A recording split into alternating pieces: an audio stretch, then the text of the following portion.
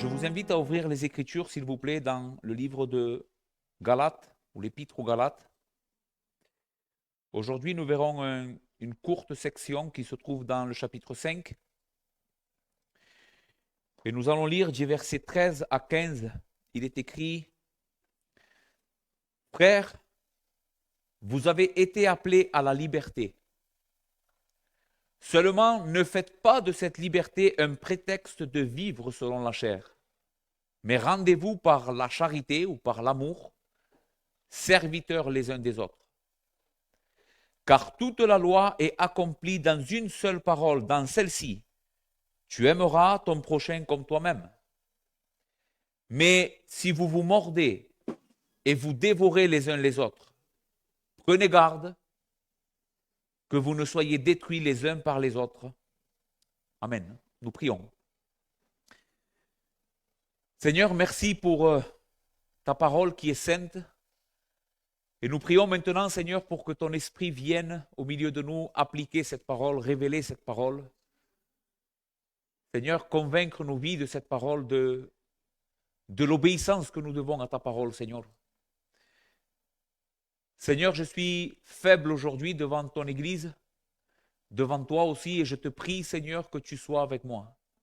Donne-moi la liberté de l'esprit, Seigneur, que je puisse parler à ton peuple avec liberté, facilité de parole, Seigneur. Seigneur, fais-le pour ta gloire et pour l'avancement de ton royaume. Sauve-nous aujourd'hui de nos erreurs. Sauve-nous de nos péchés. Sauve-nous de nos mauvais concepts. Seigneur, et guéris-nous pour la gloire de ton nom, Seigneur, au nom de Jésus. Amen. Dans la mythologie grecque, les Grecs, qui étaient une grande civilisation dans les siècles passés, qui ont été très conquérants, vraiment, on doit beaucoup aux Grecs, même aujourd'hui. Beaucoup de choses qu'on sait aujourd'hui, c'est à cause des Grecs, et surtout, ils étaient des hommes très dotés en ce qui concerne la philosophie et la psyché, le mental. D'accord? Mais les Grecs étaient ils connaissaient pas le Dieu véritable, et ils avaient comme religion une sorte de mythologie où il y avait plusieurs dieux, des monstres, des mi-dieux, des hommes qui étaient à moitié dieu, à moitié homme. Donc, dans la mythologie grecque, ils pensaient que le détroit de Gibraltar, vous savez que la terre d'Espagne, le sud de l'Espagne, est très proche de l'Afrique. Et on appelle ça le détroit de Gibraltar. C'est deux rochers ils se touchent presque.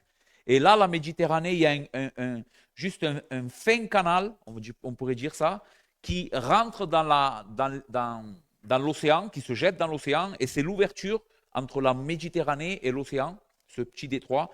Et les Grecs pensaient que d'un côté du Gibraltar, il y avait un monstre, et de l'autre côté du Gibraltar, dans l'autre rocher, il y avait encore un monstre. Et ils faisaient tout pour passer bien au milieu avec les bateaux, pour ne pas être touchés ni par un de ces monstres, ni par l'autre. Et il y avait des histoires au sujet de ces monstres et comment il fallait se garder de ne pas aller d'un côté ni de l'autre. Pourquoi je vous parle de ça? Parce que le texte et l'épître que nous sommes en train de méditer depuis déjà quelques mois, on a vu déjà un de ces monstres, on pourrait dire, un côté d'un des monstres qui est un danger pour le véritable christianisme. Qu'est-ce que c'est? C'est le légalisme. C'est vouloir être sauvé par ses œuvres. Jusqu'à maintenant, c'est tout ce qu'on a vu dans l'Épître aux Galates, du chapitre 1 jusqu'au chapitre, la grande moitié du chapitre 5. On a vu comment Paul nous exhorte et nous démontre que le salut, ce n'est pas par nos œuvres, par nos efforts, parce qu'on est observateur de ce que Dieu demande de nous, parce qu'on fait les choses comme ça, comme ça, comme ça, et Dieu, en réponse à ça, il nous sauve. Mais on a vu clairement que les hommes étaient incapables d'obéir et qu'ils avaient besoin de la grâce de Dieu. La grâce qui pardonne, la grâce qui sanctifie, la grâce qui nous donne tout le contraire de ce qu'on mérite. Donc le salut, ce n'est pas par les œuvres, c'est par la foi. Dans ce qu'un autre a fait pour moi, par amour à moi. Il a porté nos iniquités, il s'est fait malédiction pour nous, afin que nous devenions bénédiction en Dieu. Ça, c'est le légalisme. Et laissez-moi vous décrire un peu plus précisément qu'est-ce qu'est le légalisme. Qu'est-ce qu'on a vu jusqu'à maintenant? Dans une manière plus simple, nous pouvons dire que le légalisme consiste à essayer de gagner la faveur de Dieu par notre obéissance à un ensemble de lois ou de normes. Le légalisme place Dieu dans la position d'un débiteur qui doit payer ou récompenser ou bénir ceux qui font ce qu'il demande. C'est comme si, dans le légalisme, c'est comme si Dieu serait quelqu'un qui nous doit quelque chose. Puisqu'on est en train de faire comme ça, alors il doit nous sauver. Alors que l'évangile, comme nous l'avons vu jusqu'à maintenant, dans cet épître, nous pousse à l'obéissance. On doit toujours obéir, et c'est de ça qu'on va parler à partir de ce dimanche, dans cet épître. Comment, même si nous avons été sauvés par grâce, nous devons obéir au Seigneur. Ça ne veut pas dire qu'on peut vivre la vie qu'on veut. Mais l'évangile nous pousse à l'obéissance, non pas pour essayer de forcer la main à Dieu, mais parce que nous savons que Dieu nous a tout donné dans la personne de son Fils. On veut obéir aujourd'hui parce qu'on sait que Dieu nous aime. Pas pour qu'il nous aime, mais parce qu'on sait qu'il nous aime. L'œuvre rédemptrice à travers de son Fils nous a libérés de la culpabilité. Et maintenant, nous voulons de tout cœur et par amour à lui obéir. Le légalisme nous dit que nous devons obéir pour être acceptés.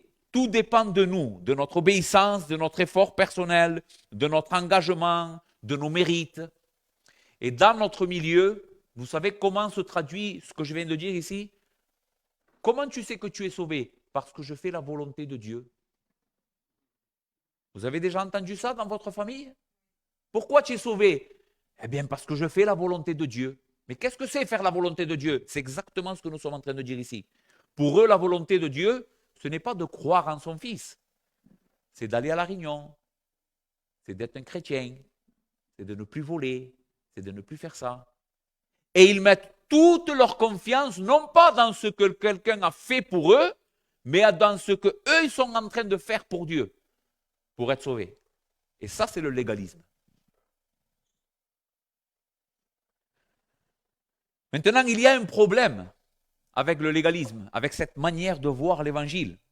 Le problème avec cela, c'est que lorsque nous portons ce principe, et on croit que ce principe est la vérité, tôt ou tard, nous allons commencer à ajouter des règles qui ne sont pas dans la Bible, parce que nous voulons être sûrs que nous sommes en train de faire exactement ce qu'il faut pour être sauvés. Nous voulons nous assurer que nous sommes en train d'appuyer sur les bons boutons. Et c'est pour cela que les légalistes, souvent, ajoutent des règles à la parole de Dieu. Si Dieu n'a jamais parlé, par exemple, d'une chose qui est courante dans notre vie, eux, ils vont dire, Dieu, il ne faut pas faire ça parce que sinon tu es perdu. Mais Dieu n'a jamais parlé de ça. Mais ils ajoutent toutes ces règles pour être sûrs qu'ils sont en train de faire bien les choses pour être sauvés par leurs œuvres. Il y a une mauvaise compréhension ici de qu'est-ce qu'est l'évangile. Donc la prochaine étape est que nous allons accorder plus d'attention à l'aspect extérieur du commandement qu'au cœur de la loi. Et ceci est un aspect essentiel du légalisme. Et écoute bien, je répète cette phrase. Le légaliste, celui qui veut être sauvé par ses œuvres, il va mettre plus d'importance, il va donner plus d'importance à ce qu'il se voit à l'extérieur qu'à ce qu'il y a à l'intérieur. Il va bien faire attention à ce qu'il fait, à ce qu'il touche, à ce qu'il dit. Mais quand son cœur est rempli d'amertume, de ressentiment avec un autre, de manque d'amour, de manque de patience, ça, c'est pas grave. Mais attention, je ne mets pas un short pour aller à la mer.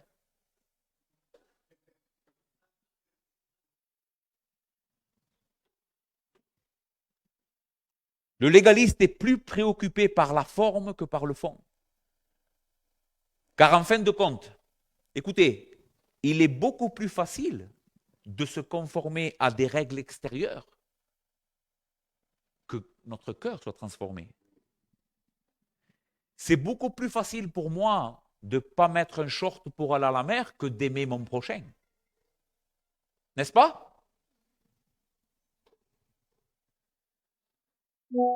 C'est beaucoup plus facile pour moi de ne pas faire ça, pas faire ça, pas faire ça, et d'être patient. C'est l'une des raisons pour lesquelles le légalisme ajoute souvent les règles à la loi de Dieu, non pas pour l'amplifier, mais pour rendre plus accessible, rendre plus facile à obéir des lois que non pas Dieu a données, mais que lui-même a établies. Et nous avons un très bon exemple de cela dans la dénonciation de notre Seigneur au sujet des pharisiens et de la religion telle que notre Seigneur l'a trouvée quand il est venu. Quand notre Seigneur Jésus-Christ s'est fait homme et il est venu sur cette terre, il a trouvé, on pourrait dire, l'Église de cette époque engloutie dans le légalisme. Et écoutez ce qu'il va reprocher aux dirigeants de cette Église. Malheur à vous, scribes et pharisiens. Les scribes, c'était ceux qui devaient enseigner la parole au peuple, et les pharisiens étaient l'élite de la religion. Malheur à vous, scribes et pharisiens hypocrites, parce que vous payez la dîme de la menthe, de la nette et du cumin, et que vous laissez ce qui est plus important dans la loi, la justice, la miséricorde et la fidélité. C'est là ce qu'il fallait pratiquer. À quoi bon être un homme reconnu comme quelqu'un de très saint, très méticuleux dans ce qu'il fait, si ton cœur, pardonnez-moi pour la parole, est pourri? Si tu es connu par les gens comme quelqu'un de colérique, quelqu'un de manque de patience, quelqu'un qui n'aime pas son prochain, qui ne suit pas les commandements de Dieu en réalité.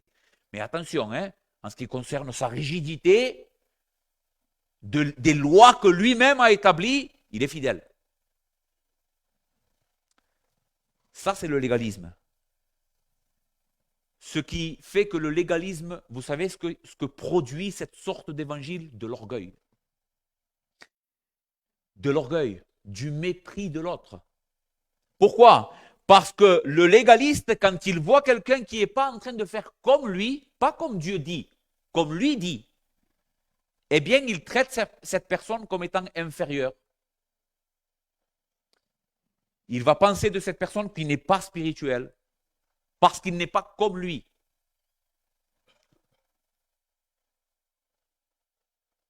Ils font de leurs règles une loi universelle qu'ils veulent ensuite imposer à tout le monde dans n'importe quelle circonstance.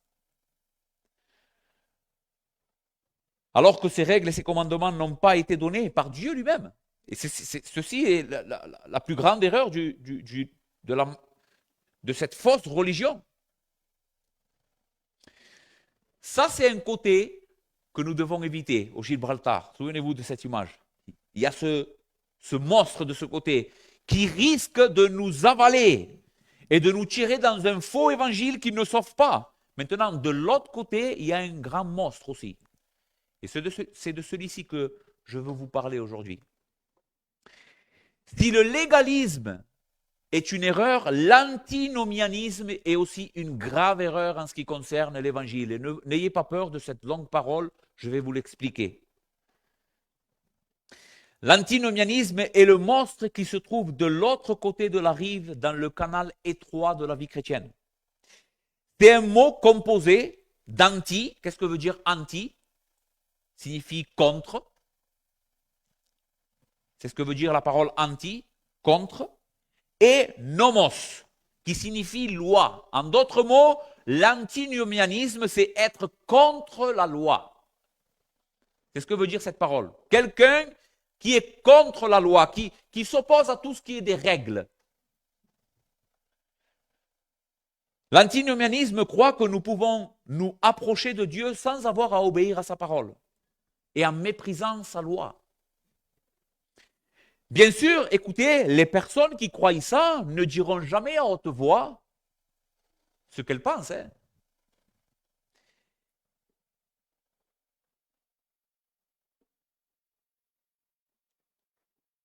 Elles ne diront jamais qu'elles ne veulent pas écouter Dieu et qu'elles veulent vivre comme bon leur semble, mais c'est une attitude de cœur.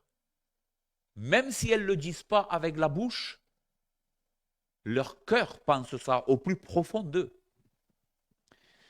C'est la pensée de Dieu m'accepte tel que je suis parce que son amour est inconditionnel. Ça, c'est l'autre danger.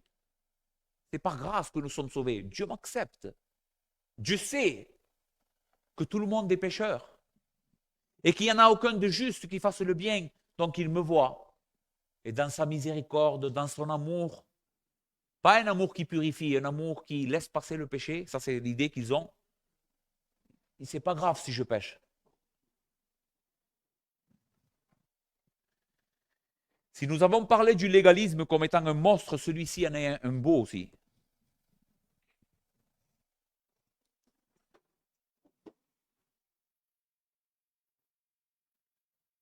Maintenant, ce qui est surprenant, et même,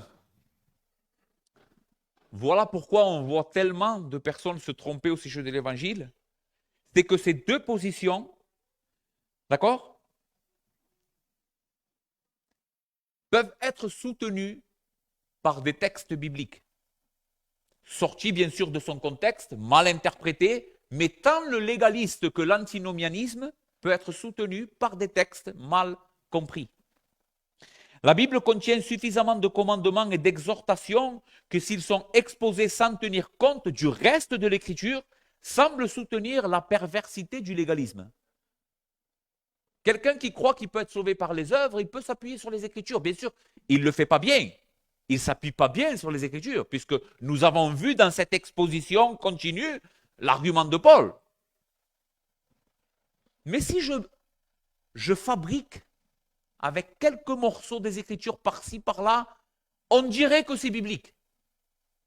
Et c'est pour cette raison que tellement de personnes sont trompées.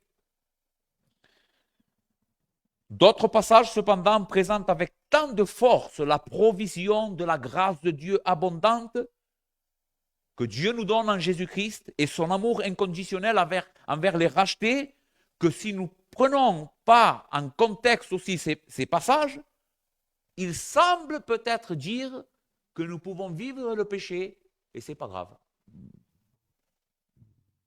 Mais encore une fois, c'est une fausse compréhension de ce que Dieu enseigne.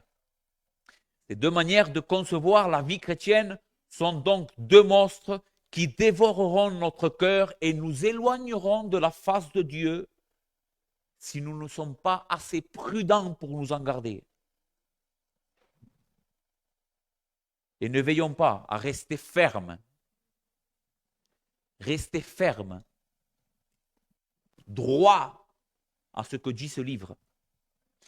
Les frères, la seule manière d'éviter de se faire manger par ces deux monstres, soit à droite, soit à gauche, c'est de rester au milieu. Et vous savez qu'est-ce que c'est le milieu?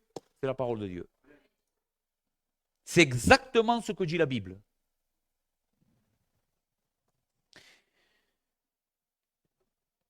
Jésus nous a rendus libres. C'est ce que nous avons vu jusqu'à maintenant, non? Mais il ne nous a pas rendus libres pour vivre dans le péché, mais pour être ses serviteurs et aimer son peuple. Voilà pour quelle raison nous sommes libres. Nous sommes libres pour aimer, non pas pour pécher.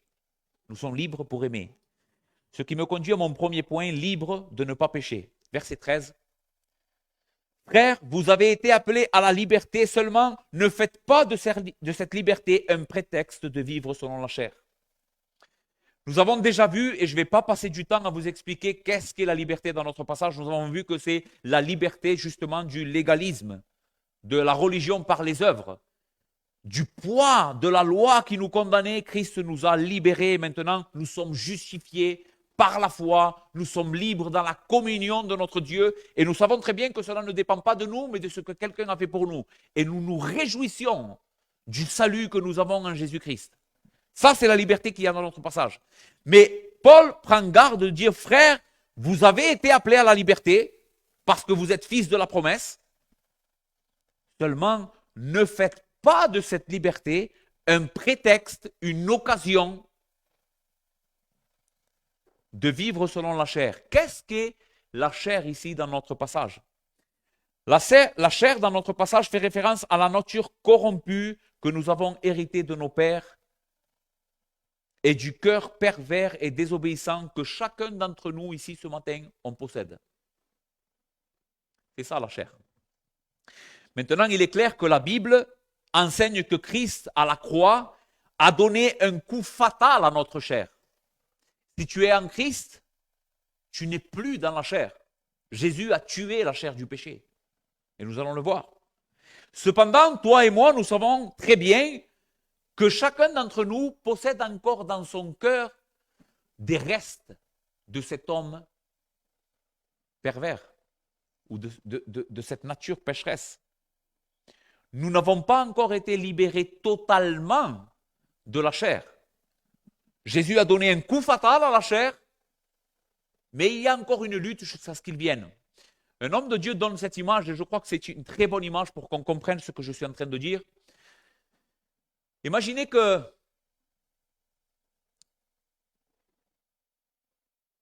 nous soyons en guerre, d'accord? Et que Marseille soit prise par les ennemis. Et que l'armée française arrive à Marseille, libère Marseille complètement de l'occupation ennemie, mais sous la terre de Marseille, l'ennemi avait creusé plein de tunnels où il va se cacher. Alors, en haut, à la surface de la terre, Marseille apparemment est libérée, n'est-ce pas? Il n'y a plus d'ennemis puisque l'armée est venue, elle a combattu l'ennemi et elle les a expulsés. Sauf que les ennemis sont en dessous maintenant. On ne les voit plus. Il y a une victoire évidente. La victoire est là. Marseille a été reprise. Mais les ennemis sont encore là. Il faut aller les chercher et vraiment les éradiquer pour qu'il n'y ait plus de danger possible. Eh bien, c'est une belle image pour comprendre qu'est-ce qu'est la Bible, qu'est-ce qu'est la vie chrétienne. Jésus nous a libérés complètement de l'esclavage, du péché, de la mort et de Satan. Mais il y a encore des tunnels. Ça y est, la bandera, le drapeau de Christ est planté sur nos cœurs, on lui appartient. Mais jusqu'à ce qu'il revienne, il va falloir descendre dans les souterrains et aller chercher l'ennemi qui est encore caché là.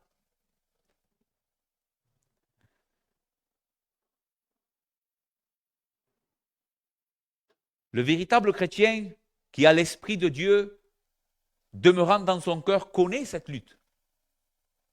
Entre la chair et l'esprit, entre le bien et le mal, entre le désir de la justice, la vérité et la sainteté et celui de se laisser entraîner par les courants du monde et de la tentation. On connaît ça. Et l'exhortation de Paul dans notre passage, ici, dans cette première phrase, est que nous devons nous tenir en garde contre les désirs de notre chair. Voici l'exhortation. Frères, vous avez été appelés à la liberté, mais ne faites pas de cette liberté un prétexte de vous laisser conduire par cette nature corrompue et les restes qu'il y a encore en vous. Allez les chercher et tuez-les. Même si nous sommes libres et que Dieu ne nous traitera plus jamais selon nos œuvres, cela ne veut pas dire que nous sommes libres de laisser libre cours à toutes nos tentations, à tous nos penchants. La parole prétexte ici dans notre passage est très importante. Pourquoi? Nous ne devons pas, sous prétexte que nous sommes libres, nous laisser entraîner charnellement. La parole grecque que Paul utilise ici est assez compliquée. C'est une parole qui s'utilisait dans un milieu militaire et elle voudrait dire se concerter se mettre d'accord pour faire quelque chose. D'accord? Et pourquoi c'est traduit ici prétexte? Parce que parfois c'est ce que nous faisons dans notre cœur. Nous sommes tentés par un péché et on se dit mais bon, tous les hommes pêchent. Le Seigneur sait que j'en ai besoin. C'est un prétexte pour se laisser conduire par la chair. Et Paul est en train de dire, vous avez été appelés à la liberté, à la grâce de Dieu. Mais il ne faut pas que ça soit un prétexte pour vivre selon la chair. Donc Paul prend soin d'équilibrer son enseignement en rappelant cela aux Galates. Et ce n'est pas la première fois que Paul le fait. Parce que les frères, nous courons à chaque fois le danger de tomber, quand on comprend bien l'évangile, de tomber de l'autre côté. Quand on comprend bien l'évangile, le danger, on a été sauvé du légalisme, c'est vrai, mais le danger, c'est d'aller de l'autre côté complètement. Et Paul sait ça. Paul sait que quand des hommes, des femmes écoutent le véritable évangile, il y a une tentation qui vient dans leur cœur, c'est de se laisser aller au péché, puisque c'est par la grâce. Et ne croyez pas, Église du Seigneur, j'étais en train de penser à chacun d'entre vous, ne croyez pas que vous êtes libre de ça. Je l'ai vu chez vous. Je l'ai vu chez moi. Ne crois pas que tu en es libre. Ne te trompe pas, comme j'ai dit au début de la prédication, par des faux raisonnements. Ne te trompe pas. Le Seigneur t'appelle aujourd'hui à mettre de l'ordre dans ta vie. Écoutez ce que Paul dira dans l'épître aux Romains au chapitre 6. Paul leur dit qu'ils ne pouvaient pas continuer à vivre dans le péché parce qu'ils sont morts au péché. Quand ils ont été unis à Christ, écoute, quand tu as été uni à Christ, au travers de sa mort et sa résurrection, tu es mort au péché et tu es ressuscité à une nouvelle vie qui n'a plus rien à voir avec le péché. Écoutez, que dirons-nous donc? Le chapitre 6 est juste après le chapitre 5, n'est-ce pas? Hein? C'est très spirituel ce que je viens de dire. Eh bien, de quoi traite le chapitre 5? De la justification par la foi seule. C'est le grand chapitre dans le Nouveau Testament pour comprendre l'Évangile. Chapitre 5 de Romains. Mais juste après que Paul leur enseigne qu'est-ce qu'est la justification par la foi, il va leur dire, que dirons-nous donc? Demeurions-nous dans le péché afin que la grâce abonde? Est-ce que c'est comme ça que vous devez comprendre l'Évangile, Romains? Vous avez été sauvés par grâce, et là où le péché a abondé, la grâce a surabondé. C'est comme ça que finit le chapitre 5. Mais immédiatement, Paul équilibre. Que dirons-nous donc? On peut continuer à vivre dans le péché afin que la grâce abonde? Écoutez, loin de là, nous qui sommes morts au péché, comment vivrions-nous encore dans le péché? Ignorez-vous, et ici, écoute, si tu ignores ça, c'est ce qui va te faire commettre cette erreur, de vivre dans le péché. Mais si tu ne l'ignores pas, tu devrais te garder du péché. Ignorez-vous que nous tous qui avons été baptisés en Jésus-Christ, c'est en sa mort que nous avons été baptisés. Nous avons donc été ensevelis avec lui, par le baptême en sa mort, afin que comme Christ est ressuscité des morts, pour la gloire du Père, de même nous aussi nous marchions en nouveauté de vie. Et écoutez l'explication. En effet, si nous sommes devenus une même plante avec lui par la conformité en sa mort, nous le serons aussi par la conformité en sa résurrection, sachant que notre vieil homme a été crucifié avec lui, afin que le corps du péché fût détruit, pour que nous ne soyons plus esclaves du péché. Car celui qui est mort est libre du péché. Ça, c'est le véritable christianisme. Le véritable christianisme t'enseigne que oui, tu es sauvé par grâce, par le moyen de la foi, gratuitement, mais ce salut, tu sais qu'est-ce que c'est? C'est que Dieu t'a pris et il t'a cloué à la croix avec Christ. Tu es mort, littéralement tu es mort. Le jour où Christ est mort, si tu es uni à lui, toi aussi tu es mort. Et qu'est-ce qui est mort? Eh bien ton vieil homme, l'homme de péché, la femme de péché, celle qui aimait les passions du monde, la convoitise qui est dans le monde, la convoitise des yeux, a été clouée à la croix. Et s'il est vraiment cloué, il en est mort, cet homme. Ce n'est pas possible que cet homme reprenne le contrôle, ou que tu prétendes être chrétien et que c'est lui qui règne. Parce que Jésus te dirait, mais tu n'es pas mort, toi? Verset 11 de Romains 6. Ainsi vous-même, regardez-vous comme mort au péché. Considérez-vous comme mort au péché et comme vivant pour Dieu en Jésus-Christ. Que le péché ne règne donc point dans votre corps mortel et n'obéissez pas à ses convoitises. Ne livrez pas vos membres au péché comme des instruments d'iniquité, mais donnez-vous vous-même à Dieu comme étant vivants de mort que vous étiez, et offrez à Dieu vos membres comme des instruments de justice, car le péché n'aura point de pouvoir sur vous, puisque vous êtes non sous la loi, mais sous la grâce. La grâce n'est pas un prétexte pour vivre pour le péché, mais elle est la puissance par laquelle on est sauvé du péché. C'est une contradiction pour un chrétien de vivre dans le péché. Une contradiction. Frère, vous avez été appelés à la liberté, seulement ne faites pas de cette liberté un prétexte de vivre selon la chair. La grâce n'est pas un prétexte pour vivre dans le péché. Ceux qui vivent dans le péché, les frères, ne connaissent pas Dieu. Peu importe ce que tu dis avec ta bouche, peu importe la confession de foi et tous les livres théologiques que tu as chez toi, si tu ne vis pas pour Dieu, dans la crainte de son nom, avec un désir véritable d'être saint, parce que ton Dieu est saint, tu as un gros problème. Soit tu es un enfant spirituel et tu connais pas ces vérités, soit tu n'es pas sauvé. Et vous savez, la limite est très, très, très fine entre celui qui est un enfant et celui qui n'est pas sauvé. Un enfant grandit et il change. Tu as un enfant demain, il ne reste pas toute la vie à l'âge de 6 mois. Naturellement, qu'est-ce qu'il fait un enfant? Il se nourrit, il grandit, il commence à mieux comprendre les choses, il parle, il évolue. Tu ne peux pas dire que tu es un véritable enfant qui est né de Dieu si tu es toujours pareil.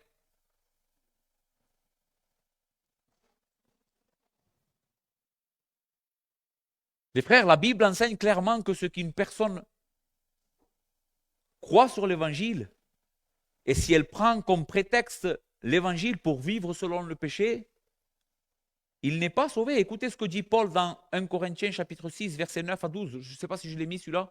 Non, je vais vous le lire. Ne savez-vous pas que les injustes n'hériteront point le royaume de Dieu? Ne vous y trompez pas, ni les débauchés, ni les idolâtres, ni les adultères, ni les efféminés, ni les homosexuels, ni les voleurs, ni les cupides, ni les ivrognes, ni les outrageux, ni les ravisseurs n'hériteront le royaume de Dieu.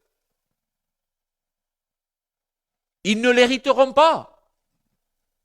Et c'est là ce que vous étiez, quelques-uns d'entre vous. Mais vous avez été lavés. Mais vous avez été sanctifiés. Mais vous avez été justifiés au nom de notre Seigneur Jésus-Christ et par l'Esprit de notre Dieu. Tout m'est permis, mais tout n'est pas utile. Tout m'est permis, mais je ne me laisserai pas asservir par quoi que ce soit. Oui, je suis libre. Bien sûr que je suis libre. Mais je suis libre du péché. C'est de ça que Christ m'a libéré. Pas libre pour pécher, libre du péché. Il y a quelque chose qui a changé dans mon cœur depuis ma conversion, qui est radical. On en a parlé un peu vendredi. Qu'est-ce que c'est la réelle conversion? C'est une prise de conscience en ce qui concerne le péché. Que le péché est quelque chose qui offense Dieu. C'est avoir en horreur mon péché. Même si des fois encore, je vois ce péché à moi, mais j'en ai horreur. En d'autres mots, avant ma conversion, j'étais ami du péché, ennemi de Dieu. Maintenant, le péché est toujours présent, mais je suis ennemi du péché et ami de Dieu. Même quand ce péché est dans ma vie, je me place toujours du côté de Dieu et je condamne le péché qu'il y a dans ma vie. C'est ça la repentance, les frères. Être repentant, c'est être d'accord avec Dieu. Quand il y a quelque chose que Dieu voit dans ma vie et par le moyen de sa parole et son esprit me donne de la lumière et me dit, tu vois ça, Joséito, c'est du péché. Moi, je ne justifie pas ça. Si je suis un véritable croyant, je ne commence pas à discuter avec Dieu pour dire oui, mais Seigneur, tu le vois, c'est dur, hein, c'est dur de te suivre. Hein. Parce que des fois, tu es radical, Seigneur. Hein, je ne peux pas tout couper. Ça, c'est être du côté de l'ami du péché. Mais si nous sommes vraiment repentis, nous sommes du côté de Dieu. Et quand Dieu nous demande quelque chose et nous montre quelque chose dans notre vie, vous savez ce qu'on fait? On est triste et on dit c'est vrai, le Seigneur. Ce que tu me montres là dans ma vie, peu importe ce que c'est, même si c'est infime, même si c'est une pensée, un peu de rébellion, un peu de méchanceté dans mon cœur. Ouais, mais tu as vu ce qu'il m'a fait, Seigneur? C'est dur de le pardonner. Oui, et le Seigneur te convainc par la parole. Aime ton prochain, nous allons le voir. Aime ton prochain. Si tu es vraiment chrétien, tu vas te mettre du côté du Seigneur. Et tu vas abandonner ton péché. Donc je sais que vous connaissez cette vérité. Mais les frères, prenez garde. Écoute, examine ta vie aujourd'hui. Examine bien ta vie. Quel est ton rapport avec le péché? Quel est ton rapport avec le péché dans ta vie? Et toi, tu connais les péchés de ta vie. Tu sais quelles sont les choses qui t'empêchent de grandir dans le Seigneur. Tu le sais. Ça peut être... Ici, nous avons une liste. Cette liste n'est pas exhaustive, ça veut dire qu'elle n'est pas complète, d'accord, de tous les péchés. Mais par exemple, on retrouve la cupidité, ni les voleurs, ni les cupides. Cupidité, c'est avoir un trop grand amour pour l'argent et les choses matérielles. C'est ça, être quelqu'un de cupide. Être capable, la cupidité te pousse à donner plus de valeur aux choses du monde qu'aux choses de Dieu. C'est un péché dans ce texte. Ce n'est pas une erreur, ce n'est pas une lutte, c'est un péché duquel tu dois te repentir. Outrageux. Vous savez qu'est-ce que c'est, outrageux?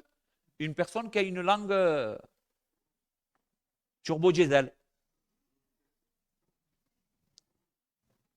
C'est pas une erreur. Ah, pardon, Seigneur, c'est pas une erreur, c'est un péché.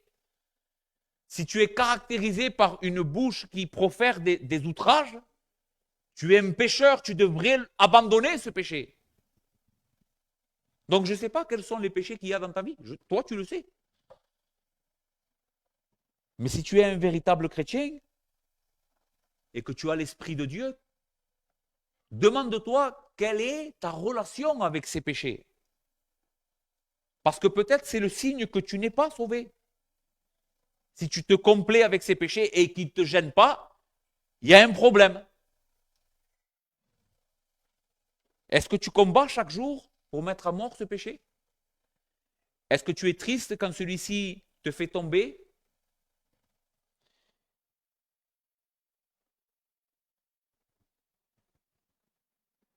Et ne faisons pas comme les légalistes. Ça, c'est ma liste de péchés, José. Adultère, voler. Ils avaient une liste particulière. Pour eux, pour les légalistes, le péché, c'était ça. Mais tout le reste, manquer d'amour, être injuste, être colérique, tout ça, ce n'était pas des péchés. Ne fais pas comme eux, toi. Regarde aujourd'hui à la lumière de cette parole, que dit la Bible? Qu'est-ce que le péché? Et examine ta vie.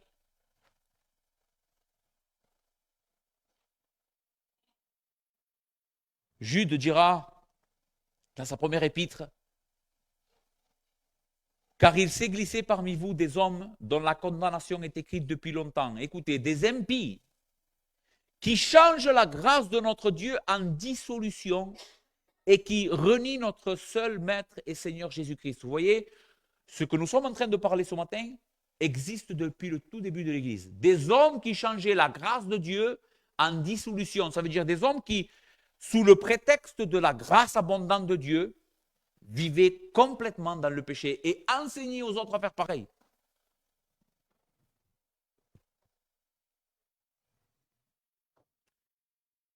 Maintenant, toi qui es en train de douter en ce qui concerne ton salut, je veux aujourd'hui pas accabler les enfants de Dieu. Je ne veux pas t'accabler aujourd'hui si tu es vraiment en Christ. Parce que je sais que cette sorte de prédication, des fois, nous fait douter de notre réelle conversion. Mais je ne veux pas que tu doutes de la grâce de Dieu. Nous sommes encore pécheurs, les frères. Il y a encore du péché dans notre vie. Laisse-moi te réconforter. Parce qu'écoute, le simple fait que tu sois inquiété par cette vérité et que tu aies le désir dans ta vie d'être plus saint, de connaître mieux le Seigneur, c'est une évidence que tu es vraiment sauvé. Ceux qui ne sont pas inquiets aujourd'hui, ça c'est un problème. Mais si tu es inquiet par la parole aujourd'hui, c'est bon signe. C'est bon signe.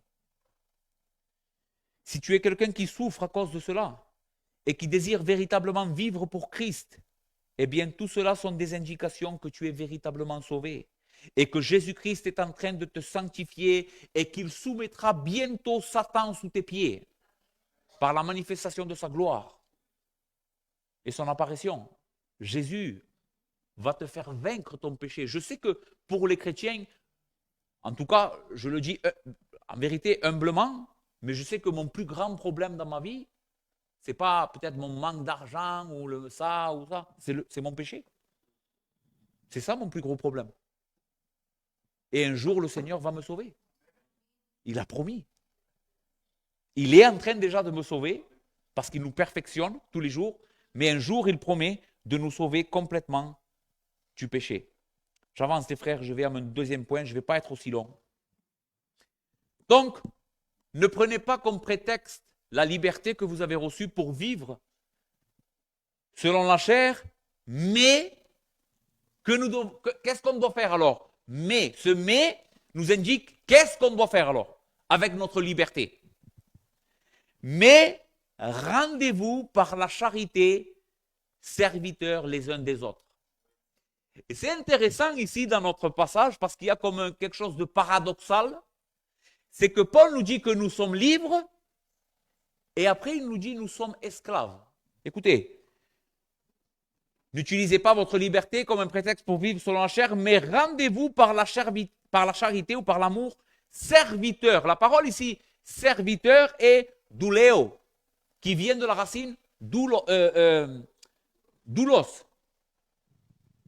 qui veut dire serviteur ou esclave. C'est encore une meilleure traduction. Un serviteur dans les Écritures, chaque fois que vous voyez serviteur dans le Nouveau Testament, la vraie parole, la vraie interprétation qui devait être là, c'est esclave. Paul, serviteur de Jésus-Christ, en réalité se lit Paul, esclave de Jésus-Christ. Et c'est le mot que Paul emploie ici. Et je vous dis que c'est paradoxal parce que nous sommes libres et esclaves en même temps. Nous avons été libérés du péché, de la condamnation et de la mort, mais nous n'avons pas été libérés pour vivre comme on veut, mais pour être esclaves de Christ et dans notre passage particulièrement de nos frères. Tu n'es pas libre de vivre selon la chair, de vivre dans le péché, mais tu dois être esclave de Christ et de tes frères. C'est un commandement du Seigneur ici. Tu dois être l'esclave, tu dois être le serviteur du peuple de Dieu. C'est à ça, c'est pour cette raison que Dieu t'a sauvé. Pas pour que tu vives dans le péché, pour que tu sois un serviteur. Et Paul dit, car toute la loi est accomplie dans cette seule parole, dans celle-ci, tu aimeras ton prochain comme toi-même. Ici, Paul a dans la tête le texte que nous avons lu tout à l'heure, quand le Seigneur donne la loi à Moïse. Et vous savez que la loi de Moïse était constituée de deux parties. Il y a 10 commandements. Les 5 premiers commandements ne traitent que de notre rapport avec Dieu. C'est comment je dois me relationner avec Dieu. Tu aimeras ton Dieu de tout ton cœur, de toute ton âme. Tu n'auras pas d'autre Dieu devant ma face. Tu ne prendras pas le nom de l'Éternel en vain. Il y a 5 commandements que le Seigneur nous demande d'observer avec lui, d'accord?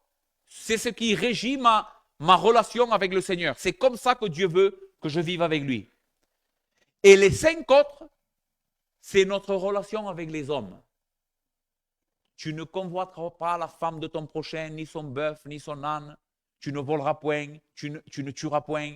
C'est 5 commandements que je dois observer avec mes semblables. Donc, je voudrais que vous pensiez à ça par 5 commandements verticaux et 5 commandements horizontaux.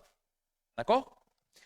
Et Paul nous dit ici que toute la loi, celui qui observe toute la loi est celui qui aime son prochain. Et notre Seigneur Jésus-Christ enseignera exactement la même chose. Quels sont les plus grands commandements? Un homme va lui demander, Jésus va dire, tu aimeras ton Dieu de tout ton cœur, de toute ton âme, de toute ta pensée, de toutes tes forces, et ton prochain comme toi-même. De ces 2 commandements dépendent toute la loi et les prophètes, dira le Seigneur.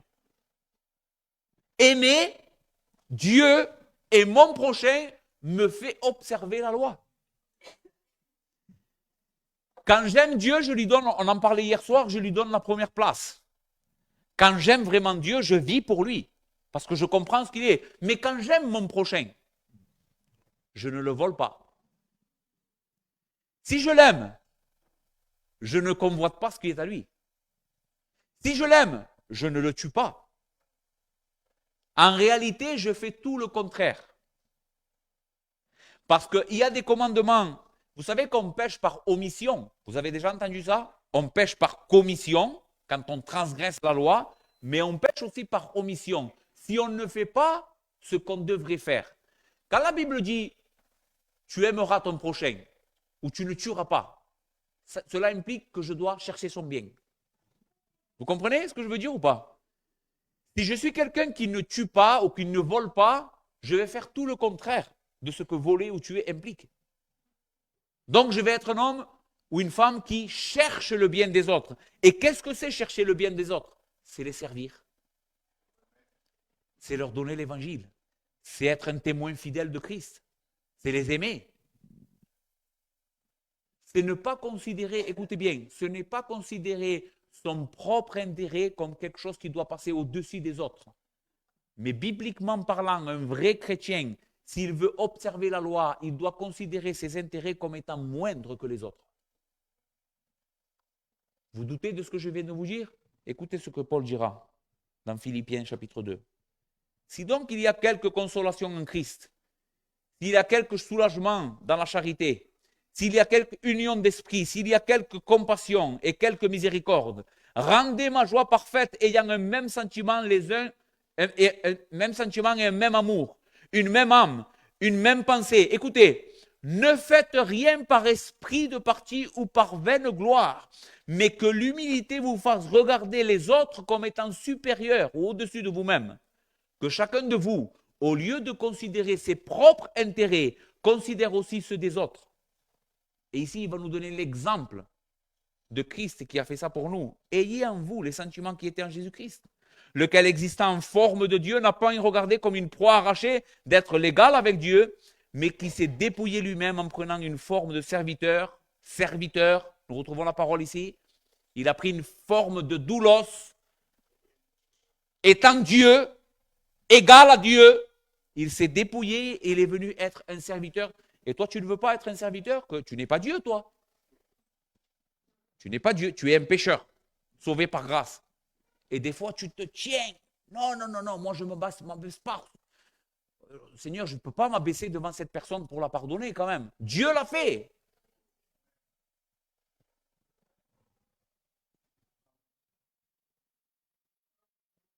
Il s'est humilié lui-même en se rendant obéissant jusqu'à la mort et même jusqu'à la mort de la croix. C'est pourquoi aussi Dieu l'a souverainement élevé et lui a donné le nom qui est au-dessus de tous les noms, afin qu'au nom de Jésus, tout genou fléchisse dans les cieux, sur la terre et sous la terre, et que toute langue confesse que Jésus-Christ est Seigneur à la gloire du Père.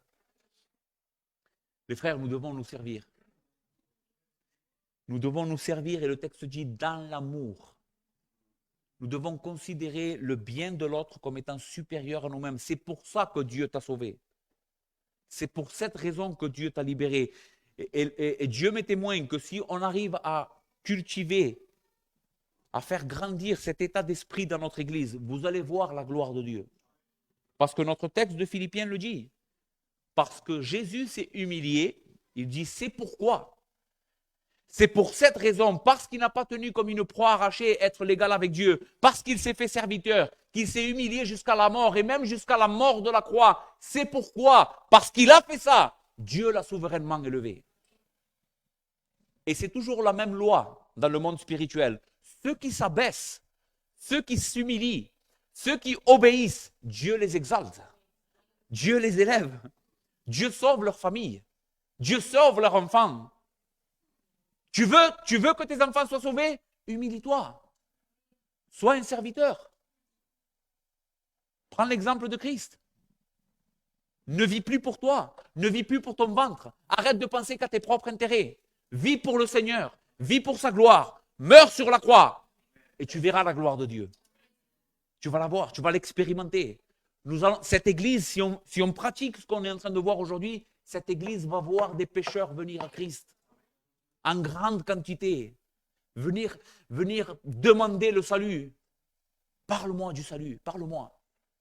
Pas parce que nous prêchons bien ou parce que nous avons une bonne théologie, parce que Dieu demande un peuple obéissant. Et c'est à ce peuple obéissant que le Seigneur unit des personnes pour être sauvées.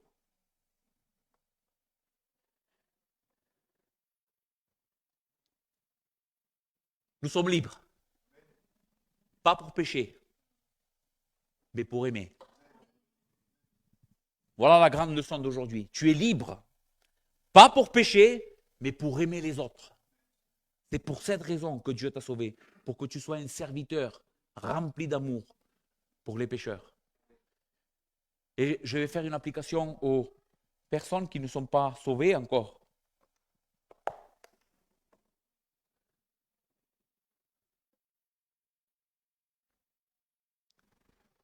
Ce monde est en train de prêcher tout le contraire de ce qu'est la vérité que nous avons vue aujourd'hui. Peut-être que tu cherches le Seigneur pour des mauvaises raisons. Tu cherches un intérêt dans l'évangile.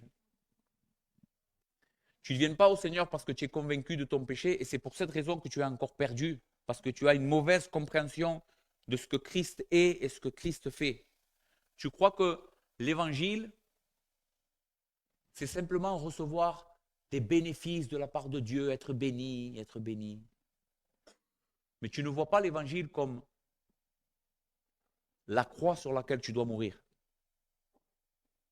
Et le texte nous a enseigné aujourd'hui que c'est ça l'évangile. Tu dois renoncer à toi-même.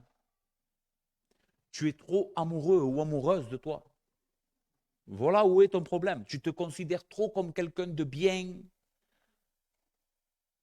comme quelqu'un de méritant, et tu n'as pas encore vu la corruption de ton cœur. Tu n'es pas une personne. Pardon, mais tu n'es pas une bonne personne, et moi non plus. Christ est venu pour sauver ceux qui sont dans le besoin, ceux qui sont malades. Te reconnais-tu aujourd'hui comme quelqu'un de malade? Comme quelqu'un incapable d'aimer les autres, comme le Seigneur te le demande aujourd'hui? Est-ce que tu en es incapable de pardonner, d'aimer, de donner ta vie pour les autres? C'est dur de donner sa vie pour les autres. Nous en sommes incapables sans l'Esprit du Seigneur. Ça devrait te montrer le grand besoin que tu as d'un sauveur aujourd'hui. Si tu viens à Christ dans la repentance et la foi, il promet de te donner un cœur capable d'obéir à sa parole.